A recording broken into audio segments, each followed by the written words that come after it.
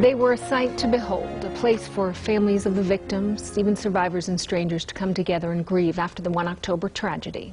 Greg Zanis drove to Las Vegas from Chicago to place those 58 crosses at the Welcome to Las Vegas sign in memory of those victims. But as Megan Dwyer reports, he says it's time to retire. But it's just gotten impossible now. There's so much going on. Since 1996, Greg Zanis has been putting his heart into his volunteer work. I've been doing this for 2 decades. He estimates he has placed 27,000 crosses over the years at sites across the country where people have died unexpectedly. Recently, he's been racking up the miles as tragedies strike from coast to coast. I've really loved what I'm doing, but it's been very hard on me emotionally.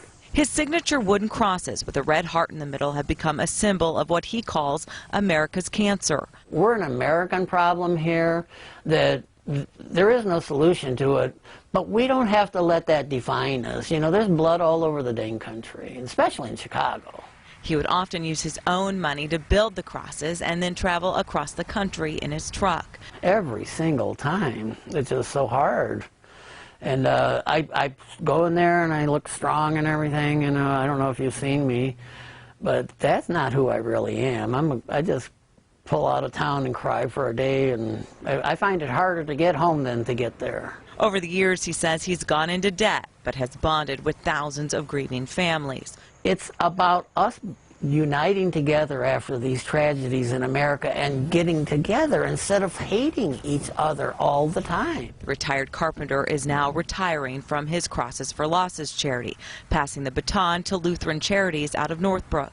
I just feel that they're a perfect fit. In 2020, he will travel to 100 churches, teaching them how to recreate his crosses. People come together and they see what I've left as, you know, we're all in this together. And together, he hopes what he started all those years ago will last, a legacy of love in darkness.